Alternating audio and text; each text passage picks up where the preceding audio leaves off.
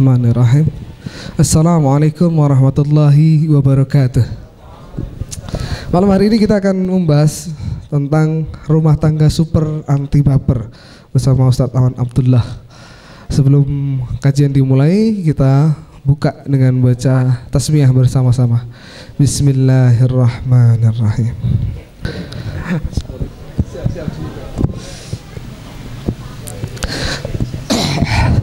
Ya, teman-teman semuanya, kita akan bahas tentang rumah tangga super anti baper.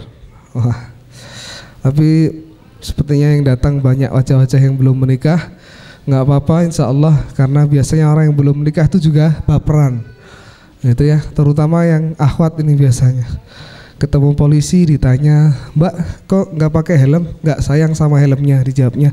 "Dulu juga ada yang sayang tapi akhirnya meninggalkan." Waduh, gitu ya. Suka gitu perempuan itu ya. Ini juga banyak cowok-cowok baperan juga banyak, Ustaz ya. Orang-orang yang ngakunya taat dalam kesendirian, mencintai dalam diam, tapi terus-terusan bikin story di Instagram. Waduh, ngodein terus ya, nggak selesai-selesai gitu. Atau ngutip-ngutip dari akun-akun dakwah jomblo lah, menikah barokah lah atau apa, yang akhirnya membuat teman-teman tenggelam sendiri dalam kebaperan. Apalagi kalau turun hujan, turunnya hujan bersama kenangan. Wah, gitu. Udah, Ustaz, materi saya selantai.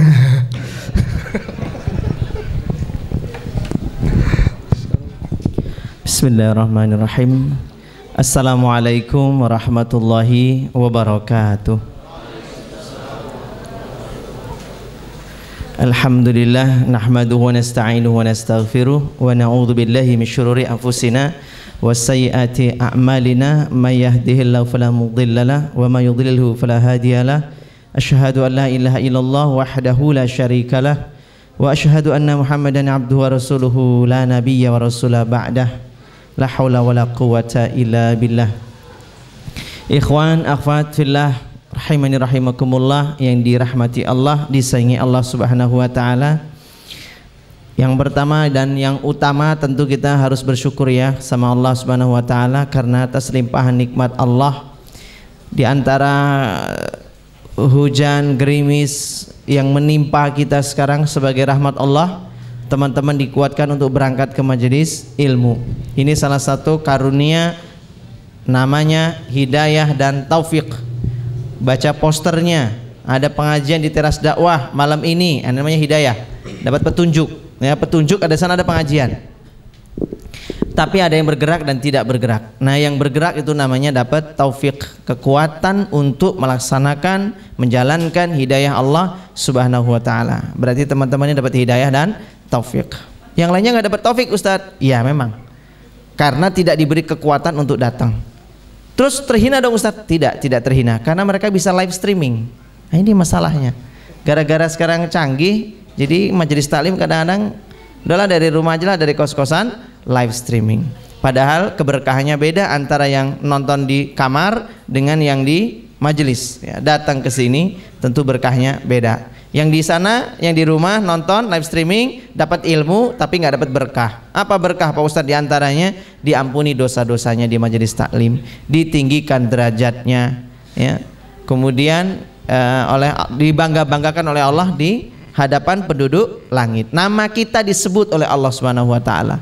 Nah, itu orang yang duduk di majelis taklim. Insyaallah berkah buat kita semua, insyaallah. Amin Allahumma amin.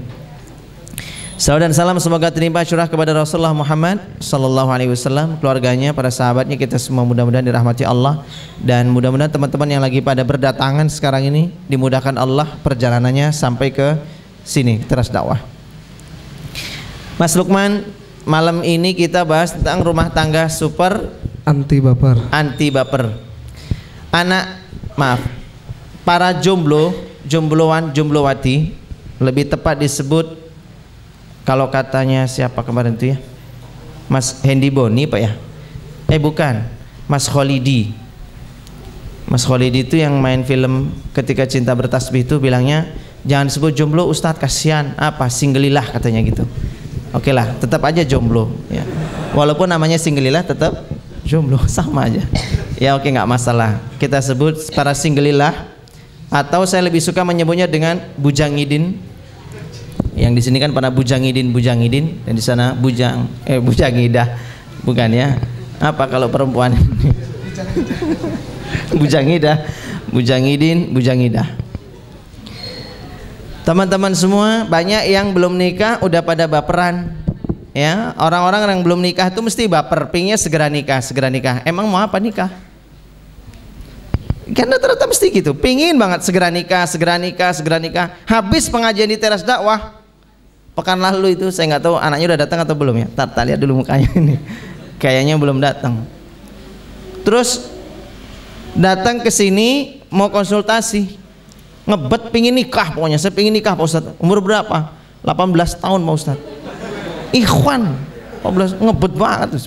Masih sekolah, masih Pak Ustadz, tapi saya takut berzina. Masih SMA loh, udah pengen nikah, takut berzina. Lah emang sekolah tuh yang dipikirin berzina terus apa gimana gitu? Iya kan? Sekolah kan banyak pikirannya, ngerjain tugas, ya kan? Ada biologi, banyak praktikum, kimia apalagi. Kalau IPS itu kan ya nggak ada praktikum ya, enak kalau IPS tuh ya. Ya kan minimal adalah kegiatan-kegiatan di sekolah gitu. Ini yang dipikirkan kok berzina terus. Apa gak ada kesibukan lain selain berzina? Carilah kesibukan lain gitu. Carilah pikiran lain. Kadang-kadang terlalu baperan pinginnya segera nikah untuk melampiaskan syahwat. Nikah kok proyeksinya kok cuman sampai ke syahwat. Ini apa-apaan? Memang nikah itu bisa mengendalikan syahwat, tapi bukan tujuan utama untuk melampiaskan syahwat. Itu bukan tujuan utama pernikahan. Ini orang-orang rata-rata tujuan pernikahannya yang penting udah lega gitu kan. Lega ngapain? Ya sudah nggak main sabun Pak Ustadz. Aneh-aneh anak-anak muda. Mohon maaf ya. Saya mohon maaf. Ini anak-anak muda loh. Saya heran. Wah, kalau katanya begitu. Apa bedanya orang sudah anak muda udah nikah sama yang belum? Kalau anak muda yang belum nikah tuh sabunnya cepet habis. Saya nggak ngapa gitu. Anak-anak muda kok kegiatannya cuma seputaran itu gitu. Itu mungkin karena mandinya tuh pakai sabun yang banyak biar wangi. Biar wangi, biar karena memikat jomblo ya. masih cari biar banyak yang tertarik karena wangi. Mudah-mudahan akhwat mikirnya gitu ya, mudah-mudahan. Aslinya kan nggak gitu kan. Ya Allah. Satu itu deh ya. Jadi nikah itu jangan teman-teman baperan tujuannya sampai situ doang. Oh tidak. Apalagi teman-teman yang di Instagram ya, yang pada ngefollow akhwat-akhwat nih, ikhwan-ikhwan pada ngefollow akhwat-akhwat bercadar ataupun yang tidak bercadar. Kebetulan dia model sebuah hijab, brand ambasadornya, masih jomblo lagi itu. Wah, teman-teman ikhwan tuh pasti pada nggak tau lah caranya gimana, nge-DM, minimal nge-like dulu, nge-like. Baper tuh sama si akhwat itu. Giliran nikah, waduh, ya Allah Pak Ustadz, gimana Pak Ustadz? Saya tuh ngefans sama si akhwat ini Pak Ustadz, tapi dia sudah nikah Pak Ustadz. Padahal saya baru mulai melangkah. Dia tuh ya Allah Pak Ustadz, cantik Pak Ustadz, bayangannya cantik Pak Ustadz gitu. Bayangannya aja cantik, ini orangnya cantik bener Pak Ustadz. Dipusing dia gitu kok, baper, biasa aja gitu loh. Jadi orang tuh jangan terlalu baperan gitu ya. Jadi orang yang baru nikah, teman-teman ya, jangan terlalu baper ngeliat orang yang baru nikah. Akhwat-akhwat juga gitu sama. Ada hafiz Quran, jomblo, wuduh pada ngefan. Giliran nikah jadi nggak ngefan lagi. Ini niatnya apa gitu? Niatnya itu mau suka dengan bacaan Qurannya atau suka sama orangnya atau bagaimana? Terputus ilmu kalau kita cuma mau dapat orangnya doang. Kalau mau dapat ilmunya niat karena Allah ya kita terus tetap aja, walaupun dia sudah menikah kita masih tetap bisa dapat ilmunya terus. Taib, ini saya ngomongin masalah ini dulu ya, masalah jangan terlalu baperan jadi jomblo. Dan setelah nikah sekalipun ingat, rumah tangga itu tak seindah yang teman-teman jomblo-jomblo ini ya, singlillah ini, bujangidah ini, yang tidak seindah yang dan tidak semulus apa yang teman-teman bayangkan. Bayangannya kan kalau udah nikah enak Pak Ustadz, kenapa sahur ada yang bangunin? Itu kan tandanya dia pemalas, maunya dibangunin. Padahal pahalanya banyakan yang bangunin apa yang dibangunin. Kenapa mikirnya kok harusnya kan alhamdulillah Pak Ustadz sudah nikah, sekarang kalau sahur sudah bisa bangunin orang, berarti kan dapat tambahan pahala. Ini enggak, dia mikirnya ada yang bangunin, buka puasa ada yang bikinin. Emang istri ini pembantu apa gimana? Mikirnya itu yang gitu-gitu terus, yang mulus terus. Alhamdulillah Pak Ustadz saya bisa bayangin nanti kalau nikah, Masya Allah. Kenapa? Minimal bercandanya kan semuanya berpahala. Saya sudah bayangin Pak Ustadz nanti kalau masak, ya Allah, pinginnya ya rebut-rebutan wajan gitu. Ngapain wajan buat rebutan gitu. Malah nggak jadi masak gitu. Nanti bayangin perang-perangan, wah kayaknya seru Pak Ustadz di dapur ya kan. Bayangin kalau nanti dia lagi ngomel-ngomel, lagi cerita, kita bosen dengerin, udahlah dicium aja lah gitu kan. Bayangin gitu ya. Lagi ngomong cium, ngomong dikit ciumin terus gitu. Kan ada yang begitu tiba-tiba, maaf ya jangan bayangin, astagfirullahaladzim ya Allah, ini berat ini emang obrolan begini nih. Ya kan, itu salah satu bentuk keromantisan ya, bentuk keromantisan. Suami capek, istri maunya cerita, istri kan begitu, hobinya cerita ya. Istri manapun rata-rata hobinya cerita. Kalau nggak cerita mungkin dia sundel bolong mungkin ya. Perempuan dimanapun mesti hobinya cerita, curhat. Emang suaminya satu-satunya ini, suaminya ini. Dia curhat terus. Kalau suami lagi mangkel, jangan dimarahin. Kamu tuh lo cerita aja, udahlah to the point, intinya apa? Itu kan menyakitkan. Cara menghentikan istri yang sukanya curhat ngomong terus itu apa? Ciumin aja udah. Ciumin, ngomong lagi, gitu ya, gitu ya. Cium. Aduh, malah gak enak saya ngomong begini, gimana nih? Ya Allah, wassalam. Nah, ini salah satu aja bagian ya. Artinya di rumah tangga itu mesti nanti teman-teman akan ketemu indahnya, pahitnya, susahnya. Tapi sebelum saya sampaikan itu, perhatikan ya. Sebelum nanti saya bahas tentang konsep rumah tangga, teman-teman harus pahami ya, orang nikah itu didoakan, doanya bunyinya gimana? Barakallahu lakuma, terus wa baraka alaikuma, terus wa jama'a bainakuma fi khair. Ada yang tahu artinya? Yang tahu artinya kita kasih hadiah. Mas siapin hadiahnya. Sorban ini. Waduh. Enggak boleh. Jangan. Apa dong? Ini surban dari saya jomblo sampai nikah ya, Tata. Coba, ada yang tahu nggak artinya? Barakallahu lakuma wa baraka alaikuma wa jama'a bainakuma fi khair. Hadiahnya dapat kopi gratis. Oke, siap? Kasih kopi gratis ya, Mas? Halo? Kasih kopi gratis ya? Ya, yang bisa mengartikan dengan benar tanpa salah. Barakallahu lakuma wa baraka alaikuma wa jama'a bainakuma fi khair. Benar tanpa salah dapat kopi. Salahnya dikit aja nggak dapat kopi. Sadis banget. Ya, silakan. Nggak berani? Saya tambah hadiahnya. Akhwat boleh, Ustaz? Boleh. Silakan. Ada? Saya tambahin hadiahnya. Haji. Bagi yang mampu. Ada voucher umroh, Ustaz? Voucher umroh ada? Iya, dalam bentuk pamflet aja. Dapat tambah. Dalam bentuk pamflet. Bentuknya poster pamflet. Taib ya, coba perhatikan sekali. Kalimat ini indah sekali diajarkan Nabi Sallallahu Alaihi Wasallam. Barakallahu lakuma atau barakallahu laka. Kalau kuma berdua, barakallahu lakuma. Berkah kepada kalian berdua. Terus yang kedua, barakallahu lakuma wa baraka alaikuma, dan berkah kepada kalian berdua. Loh, padahal kenapa kok diulang dua kali? Yang satunya lakuma, yang satunya alaikuma. Apa bedanya laka dengan alaika? Nah, itulah keindahan dan sempurnanya bahasa Arab. Yang satunya barakallahu laka, satunya barakallahu alaika, kan begitu bunyinya kira-kira. Nah, kalau barakallahu laka wa baraka alaika, kan artinya sebenarnya sama. Berkah atas kalian, berkah pula atas kalian. Loh, yang diberkahi apa bedanya laka dengan alaika? Kalau laka, barakallahu laka artinya keberkahan atasmu, dan semoga setiap kebaikan, ini kalau laka ya, setiap kebaikan-kebaikan yang menimpamu, kebaikan-kebaikan yang menimpamu ada berkahnya kebaikan itu. Misal contohnya, dapat mobil, mobilnya berkah, tidak membuat dia jauh dari Allah. Paham?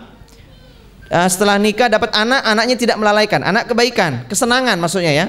Kesenangan anak ini tapi tidak melalaikan dia. Tidak punya anak bukan masuk. Pokoknya kesenangan-kesenangan. Entah punya anak, harta bertambah, rezeki bertambah, istri bertambah, semuanya laka, ada berkahnya, ada kebaikannya. Tapi kalau alaika digunakan untuk segala sesuatu yang nggak enak. Contohnya misalnya lama nggak punya anak, contohnya lagi di PHK, rezekinya sempit, tapi tetap ada berkahnya di situ. Paham? Nggak punya anak tapi tetap kompak suami istri, nggak punya anak tetap setia, nggak punya anak ibadah masih kenceng, tetap kenceng, tidak sedih. Maka ada berkahnya di situ. Ketidaksenangannya pun, kesusahannya pun tetap menghasilkan keberkahan. Contoh habis nikah, ternyata misalnya ya ketidaksenangannya apa? Ketemu mertua yang horor. Mertua horor ini alika ini. Jadi mertua horor ini kan sesuatu yang tidak menyenangkan, tetapi ada berkahnya di situ. Pokoknya apapun jadi kebaikan, jadi kebaikan. Berkah itu ziyadatul khair ya, bertambah kebaikan-kebaikan. Nah, arti doa barakallahu laka wa baraka alaika bisa diartikan begini. Semoga setiap kebaikan yang diberikan Allah selama pernikahan ada berkahnya. Dan setiap sesuatu yang tidak menyenangkan pun ada berkahnya, ada kebaikan. Paham maksud sini? Paham maksud saya sampai di sini? Setiap kesenangan yang menimpamu setelah menikah, kesenangannya itu ada keberkahannya, ada kebaikannya. Dan setiap kesusahan yang menimpa kalian berdua setelah pernikahan, kesusahannya ini atau yang tidak menyenangkan ini ada berkah kebaikannya. Paham maksud saya? Ini maksudnya doa laka. Makanya laknat itu doanya bagaimana? Laknatullah alaika, gitu kan? Nggak ada laknatullah laka, itu nggak ada. Laknatullah alaika. Laknat kan sesuatu yang buruk, tapi bunyinya alaika. Segala sesuatu alaika mengarahnya kepada yang buruk, tapi kalau laka kepada yang baik atau menyenangkan. Kemudian wa baraka alaikum wa jama'a bainakuma fi khair, dan semoga atas pertemuan kalian ini ada kebaikan-kebaikan. Pertemuannya menghasilkan kebaikan, keturunannya ada kebaikan, yang dihasilkan kebaikan, pikiran yang dihasilkan dari pernikahan pun kebaikan-kebaikan. Paham sampai di sini ya? Baik, nanti kita sambung. Udah azan ya? Itu tadi azan, benar ya azan. Baik, nanti kita sambung lagi pada Isya tentang poin penting yang inti yang ingin saya sampaikan. Ini tadi baru pembukaan. Terima kasih, kita sambung nanti lagi. Bila hidayah wa taufik. Assalamualaikum warahmatullahi wabarakatuh. Alhamdulillah yang sudah makan, bersyukur karena Teras Dakwah ini perhatian sama teman-teman ya. Jadi diberi makan setelah sholat Isya sebelum kajiannya dimulai, karena pura-pura bahagia itu butuh tenaga ya. Bismillahirrahmanirrahim. Assalamualaikum warahmatullahi wabarakatuh. Alhamdulillahirrahmanirrahim, kita siap mulai lagi. Baik teman-teman semuanya, kalau tadi Ustadz Awan katanya nggak boleh sebut jomblo, sebutnya single lillah. Kalau saya bilang teman-teman tuh single lelah. Wah, lelah karena jomblonya itu tidak lillah gitu ya. Banyak mengeluh karena tidak mengallah gitu. Masya Allah, kasihan ya. Cintanya yang semu itu tidak bertahan karena cintanya tidak bertuhan. Wah, panjang nih diterusin nih. Kita tunggu Ustadz Awan bersiap-siap. Kayaknya besok perlu asisten. Saya daftar boleh? Oke, teman-teman siapkan pertanyaan. Kita akan mulai lagi melanjutkan materi utamanya, yaitu rumah tangga super anti baper. Bagaimana kita menjadi orang yang nggak baperan apalagi setelah berumah tangga. Karena pengalaman saya sendiri berumah tangga itu tidak terbayangkan sesuatu yang detil-detil kecil itu ternyata bisa jadi masalah. Meskipun alhamdulillah saya bisa mengatasi masalah tersebut. Misalnya naruh remote TV itu di samping TV atau di atas TV. Wah, itu akhwat bisa bermasalah. Naruh odolnya tutupnya di bawah atau di atas. Wah, itu bisa jadi masalah. Mas tolong ya odolnya tutupnya taruh atas, depke dhuwur gitu ya. Masya Allah, itu jadi masalah ya. Anda nggak tahu nih para jomblo-jomblo nih. Saat Awan tapi ilmunya lebih banyak, pengalamannya lebih banyak, pasti masalahnya lebih dari itu ya. Insya Allah. Ustadz, jadwalnya jangan kebanyakan gitu. Saya kesepian loh. Enggak Ustadz. Apa Ustadz? Masih. Udah siap tuh? Ya, bismillah. Assalamualaikum warahmatullahi wabarakatuh. Waalaikumsalam warahmatullahi wabarakatuh.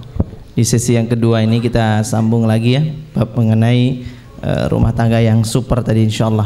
Taib, karena kita nggak lama-lama, tadi kata Kang Ilyas, mudah-mudahan nggak kemalaman. Yang pertama, ini langsung ya poin-poinnya ya. Hendaklah dalam pernikahan rumah tangga, suami istri itu pertama, dia seorang suami ataupun istri bisa menjadi motivator buat pasangannya. Jadi motivator buat pasangannya. Ini poin pertama. Motivator bagaimana Pak Ustadz? Yang menguatkan pasangan kita ketika pasangan kita mengalami, lagi bahasa kita tuh ngedon lah gitu, lagi galau, lagi stres, lagi punya banyak masalah, maka pasangan terbaik adalah yang bisa menjadi motivator buat pasangannya sendiri. Suami misalnya kelihatan lagi galau, pusing, stres, kelihatan sedih. Suami itu kalau sedih masalahnya biasanya cuma dua.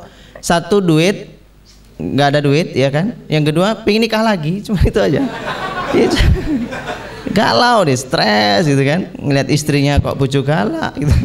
Mau nikah lagi kayaknya nggak mungkin, mustahil, padahal kemauan besar gitu, serba salah. Tapi alhamdulillah terlaksana Ustaz ya. Kenapa? Alhamdulillah terlaksana. Oh, itu bukan nasib saya. Oh, iya. Itu bukan takdir saya, alhamdulillah. Nah, jadi yang pertama, jadi motivator, suami kelihatan stres, tanya itu, istri itu harusnya peka di situ, bukan pekok, peka. Iya, kalau pekok itu kan, ya pekok lah ya. Kalau bahasanya Ustadz Maher Twailibi itu longor katanya. Ya Allah, sadis banget ya, idiot. Nah, jadi kalau suami kelihatan lagi bersedih, kelihatan lagi ada stres gitu, datangi coba, Mas, kenapa sih Mas? Kok kelihatan sedih? Kenapa sih Mas?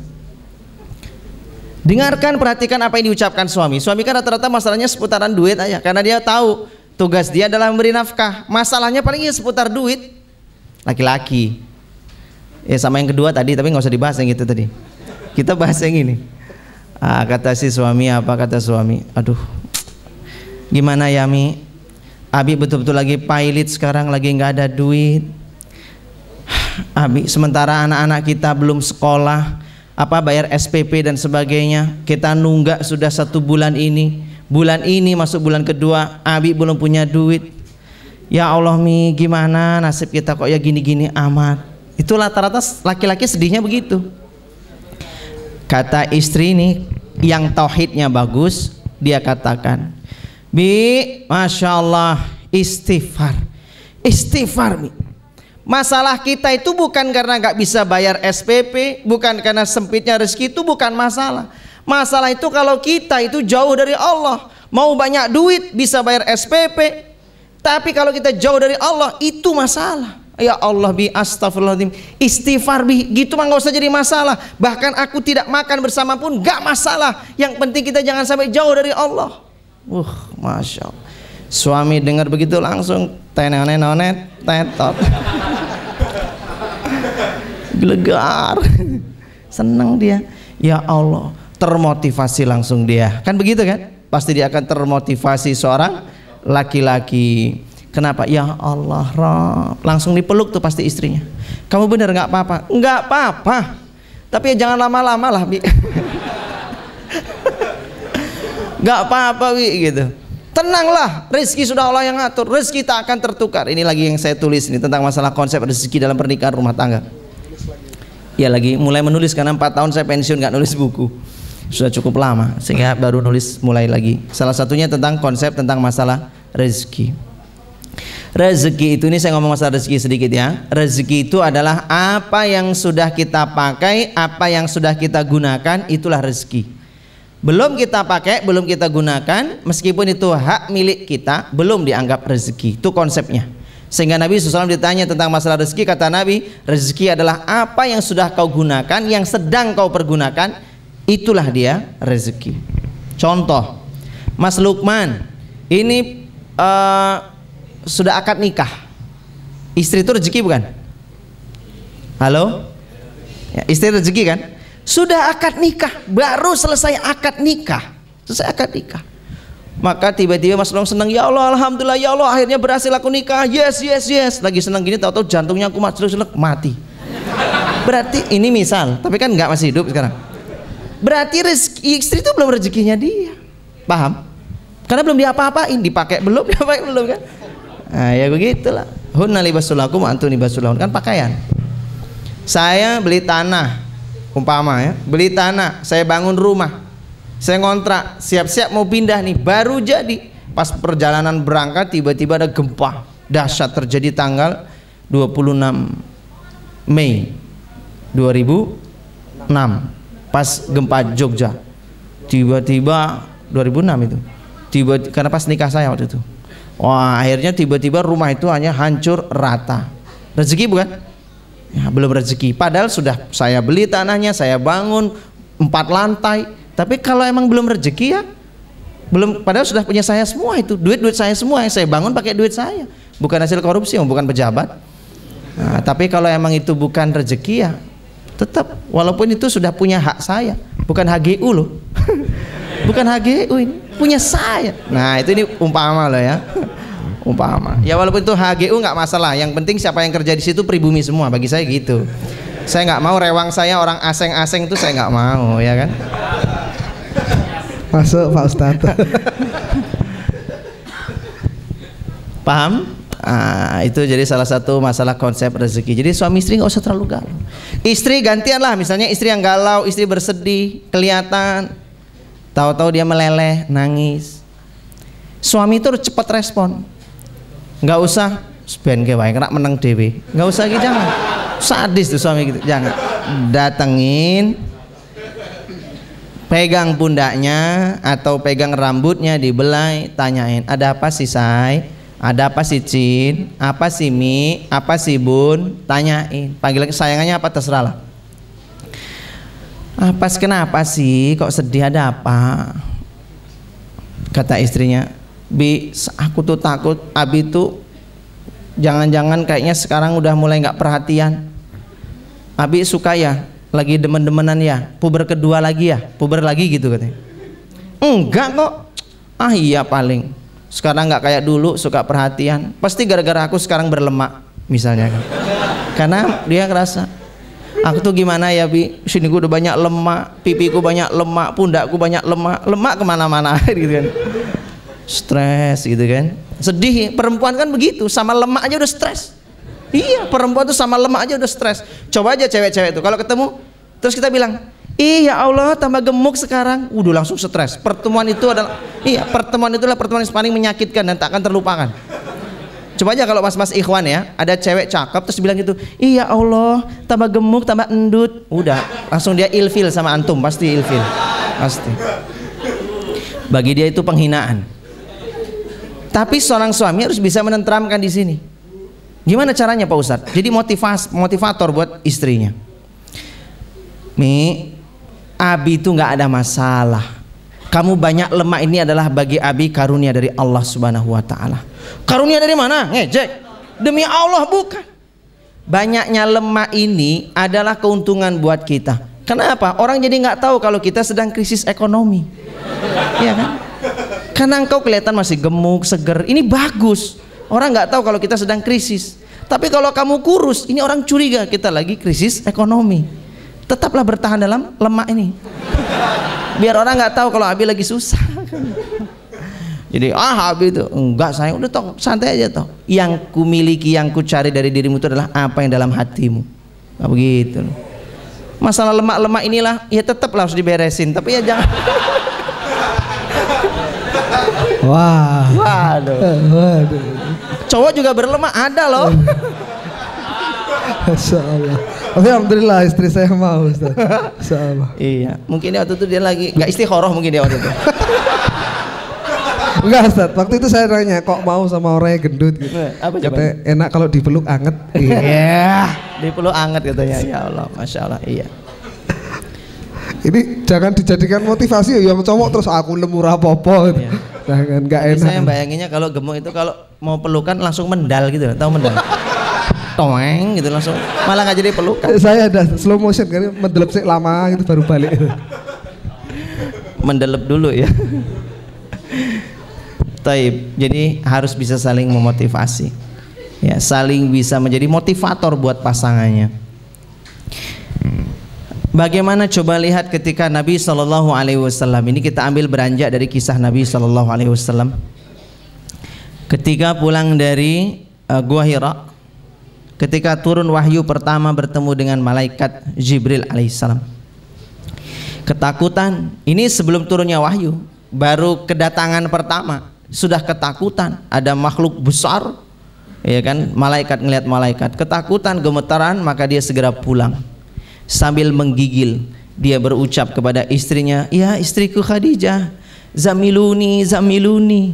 Dalam riwayat lain dikatakan dathiruni dathiruni, selimuti aku menggigil ketakutan. Lihat bagaimana perilaku Bunda Khadijah seorang istri yang bisa menjadi motivator terbaik buat suaminya.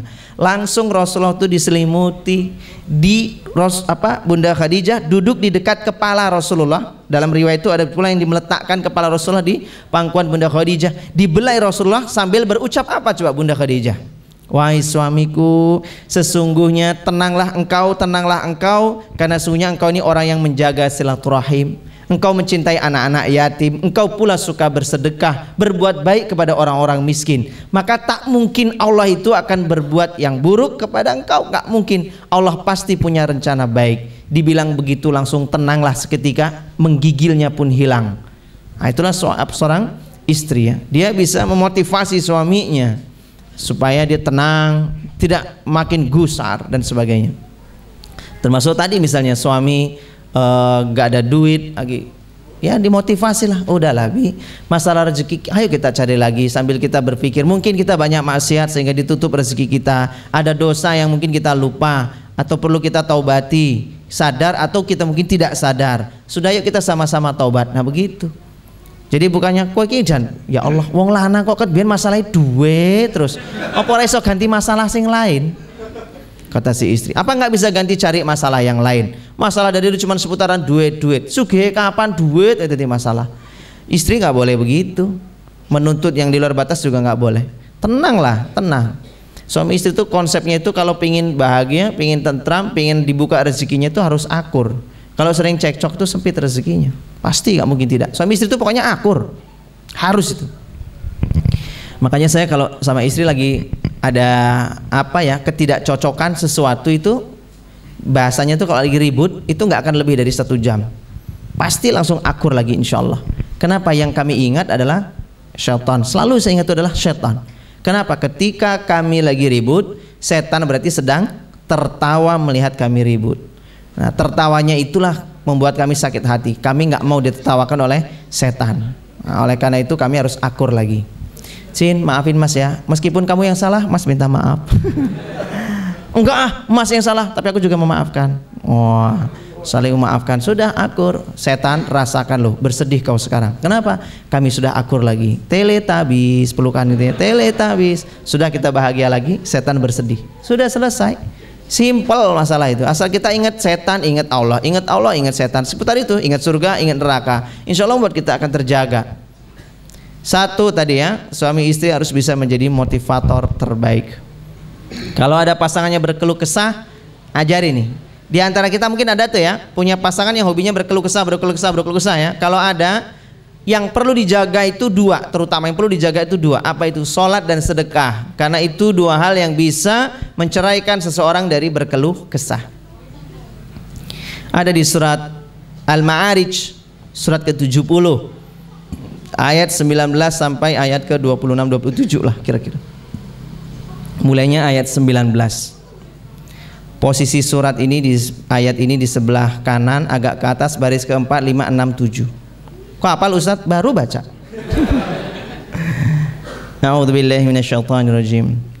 Innal insana khuliqa halu'a idza massahu syarru jazu'a wa idza massahul khairu manu'a illal musallin alladzina hum ala salatihim daimun walladzina fi amwalihim haqqum ma'lum lis-sa'ilina wal marhum. Kan begitu.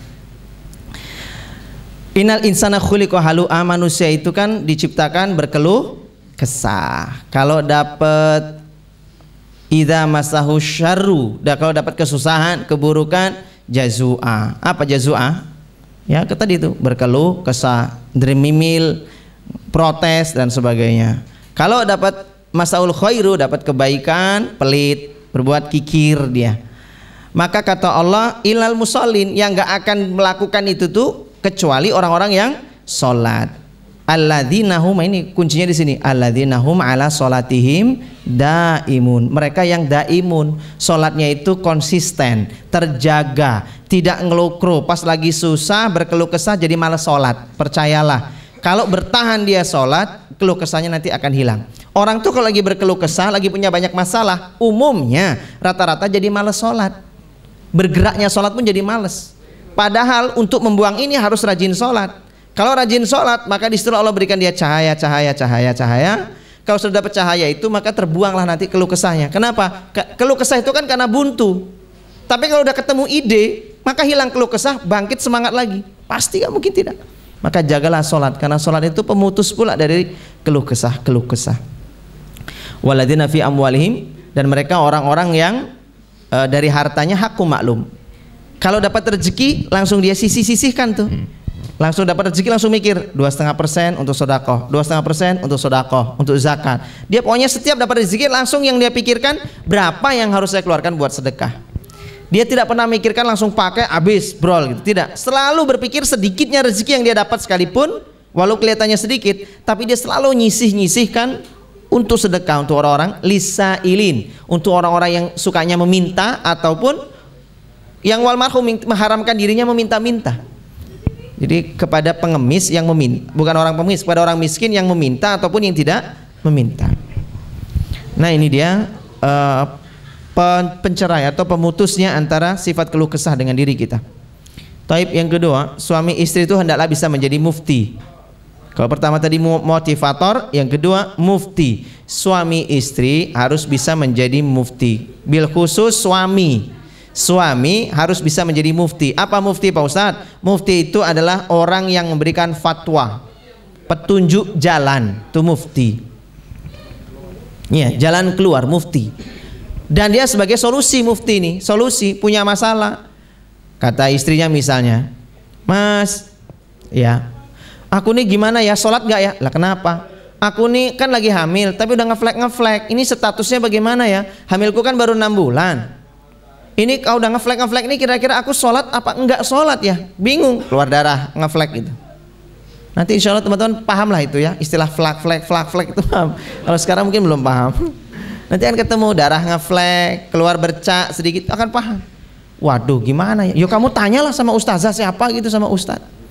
Jangan begitu. Suami itu harus bisa menjadi solusi. Suami jawab, jangan jawabnya tenang. Yuk kita cari Google. Itu nggak kelihatan berwibawa. Ya kita harus jawab. Oh masalah itu, jawab bla bla bla bla. Mas, aku nih lagi haid, tapi kok haidnya cuma sehari ya. Besok udah nggak haid lagi, nggak haid. Terus kok haid lagi, baru seminggu haid lagi, tapi cuma sejam. Terus besok nggak lagi, berhenti lagi. Ini statusnya tadi tuh haid atau bukan ya? Kok cuma sejam, berhenti lama, terus keluar lagi dikit. Suami harus bisa jawab. Jangan katakan, lah aku tuh nggak pernah haid, mana bisa jawab. Ya jangan begitu. Kita walaupun nggak haid harus bisa jawab. Gimana itu ceritanya coba? Kalau kita nggak haid kita bisa jawab. Dek, haid itu 5 unsurnya. Nah, gimana nih Mas 5? Akan mantap. 1, kita tanya Google. 2, kok gitu sih? Oke. 1, ya haid gitu ya. Haid, ciri-cirinya haid tuh. 1, pada usia wanita di atas 9 tahun, umur Masehi. 9 tahun umur Jariyah, Hijriyah, tahun Hijriyah. Lah kalau dia umur Masehi berarti sekitar berapa tuh? Lah 8-an tahun. Oke, baik. Itu 1. Umurmu kan sekarang berapa? Udah 28 kan? Oke, baik. Masuk kategori. Darahmu yang keluar sedikit itu apakah haid atau bukan? Nih, kita lihat 5 unsur detektornya itu ada 5. 1, di atas umur 9 tahun. 2, haid itu harus terhitung total 24 jam diakumulasi selama 15 hari. Ini ilmu-ilmu kayak ini harus simpelnya harus tahu.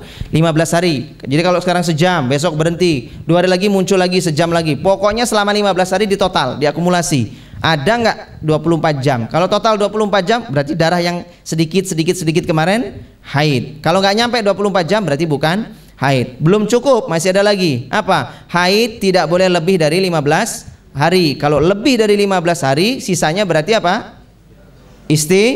Oke, sekarang saya tanya, kalau misalnya haid, mbak-mbak saya tanya ya, haid biasanya perempuan ini, akhwat ini haid biasanya 7 hari. Biasanya ya, normalnya 7 hari.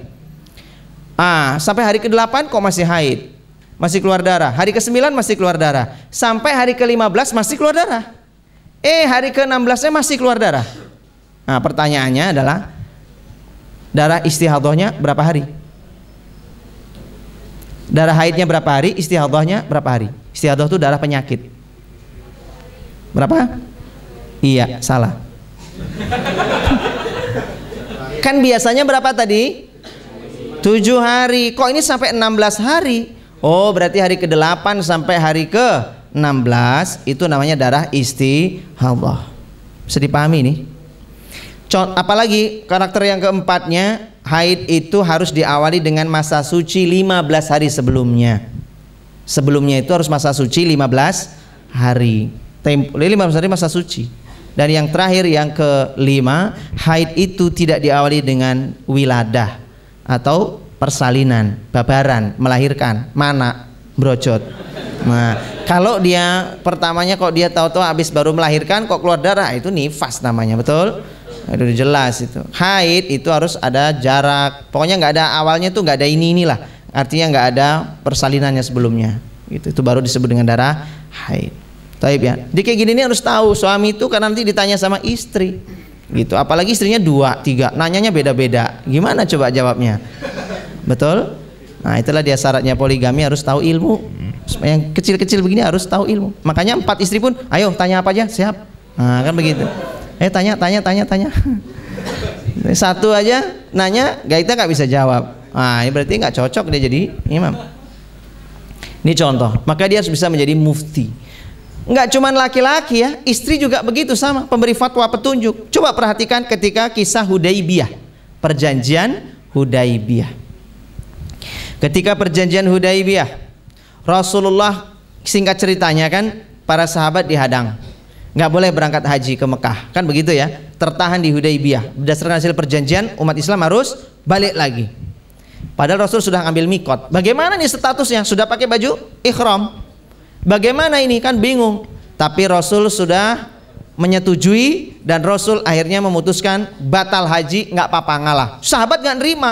Sahabat tuh nggak nerima dengan perjanjian Hudaibiyah. Siapa yang paling terkenal tidak menerima?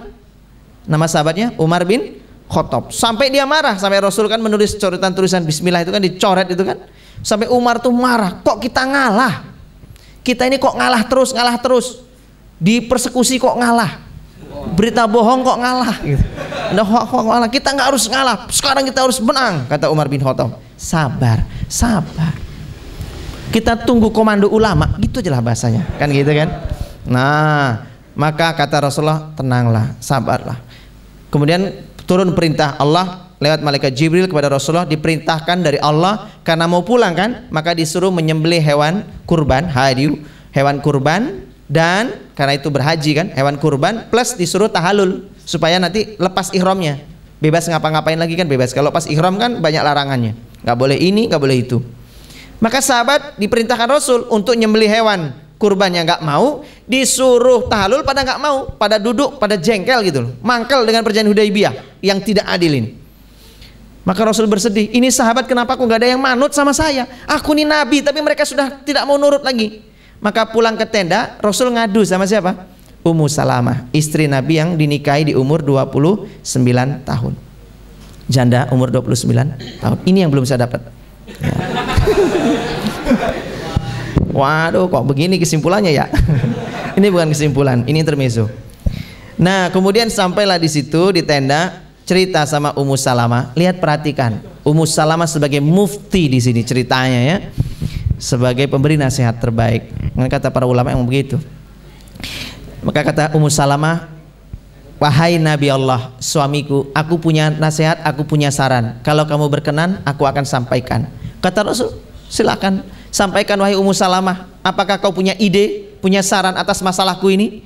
Perhatikan kata Ummu Salamah, wahai suamiku Nabi Allah Rasulullah Muhammad sallallahu alaihi wasallam, sesungguhnya kau tak perlu lagi memerintahkan mereka untuk bertahalul atau nyembelih hewan kurban.